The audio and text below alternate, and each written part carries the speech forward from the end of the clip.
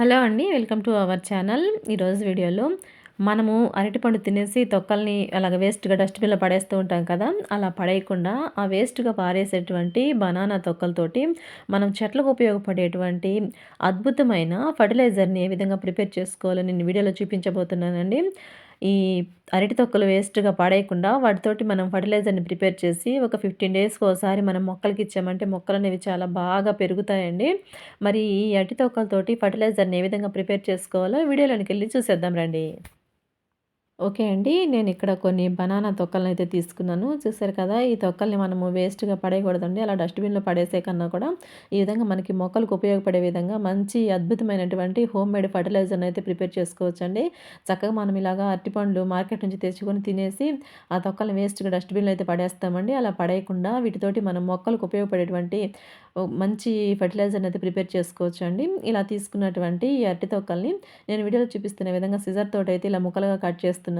డైరెక్ట్‌గా మీరు తొక్క అయినా వేయొచ్చు. కానీ ఇలా కట్ చేసి వేసామంటే ఇది తొందరగా ఫర్మెంటేషన్ అయిపోతుందండి. దీంట్లో కాల్షియం, మెగ్నీషియం, సల్ఫర్ ఇవన్నీ ఉంటాయన్నమాట. అందుకనేసి ఈ తొక్కనైతే వేస్ట్‌గా పడేయొద్దండి. మొక్కలకి చాలా బాగా యూజ్ అవుతుంది. డైరెక్ట్‌గా మొక్క మొదట్లో ఈ అరటి తొక్కనైనా కొంచెం అలా గొయ్యి తీసి వేయొచ్చండి. లేదు మనం ఫర్టిలైజర్ లిక్విడ్ రూపంలో ఇవ్వాలి అనుకున్నప్పుడు ఈ విధంగా అరటి తొక్కలనైతే ముక్కలు ముక్కలుగా కట్ చేసుకోవాలండి. ఈ విధంగా ముక్కలుగా కట్ చేసుకున్న తర్వాత ఈ కట్ చేసినటువంటి పీసెస్ అన్నిటిని కూడా ఈ విధంగా ఒక జార్‌లోనికి కానీ, ఒక డబ్బాలోనికి కానీ వేసుకోండి. వేసుకొని అవి మునిగేంత వరకు వాటర్‌నైతే పోయండి. ఇలా వాటర్‌ని పోసేసిన తర్వాత డబ్బాకి లూజ్‌గా ఉన్నటువంటి మూతనైతే పెట్టండి. టైట్‌గా ఉన్న మూతని పెట్టకుండా, ఈ విధంగా మూతని పెట్టుకొని రోజుకొకసారన్నా కానీ ఈ డబ్బాని తీసుకొని ఇలాగ ఒకసారైతే కలియబెట్టుకోండి. అలా కలియబెట్టుకుంటూ ఉంటే మనం 3 రోజుల నుంచి వాడుకోవచ్చండి. 3 రోజులైనా వీటిని ఫర్మెంటేషన్ చేయొచ్చు. లేదంటే ఒక 1 వీక్, 2 వీక్స్ వరకైనా సరే మనం ఫర్మెంటేషన్ చేయొచ్చండి. మనకి పురుగులనేవి ఏమీ రావనమాట. ఈ విధంగా నేనైతే ఒక డబ్బాలోనికి వేసి సరిపడా వాటర్‌ని పోసి మూత పెడుతున్నానండి. ఇలా పెట్టిన తర్వాత నేను ఒక 1 వీక్ తర్వాత అంటే 10 డేస్‌కి చూపిస్తున్నాను చూడండి. 10 డేస్ తర్వాత మూతను ఓపెన్ చేసి చూపిస్తున్నాను. చక్కగా చూసారా బాగా ఫర్మెంట్ అయిపోయింది. పురుగులనేవి అస్సలు లేవండి. కాకపోతే కొంచెం స్మెల్ అయితే వస్తుందనమాట.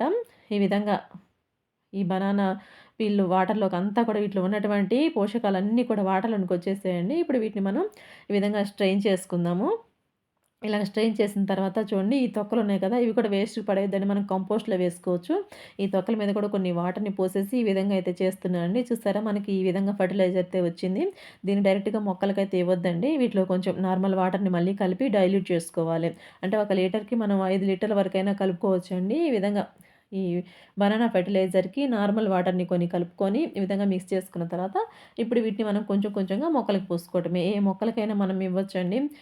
పూలు పూసే మొక్కలకి, కాయలు కాసే మొక్కలకి, అదేవిధంగా ఆకుకూరలకి నేనైతే ఆ సీడ్స్ ప్లాంటింగ్ చేసిన వాటి మీద కూడా స్ప్రే చేస్తున్నానండి.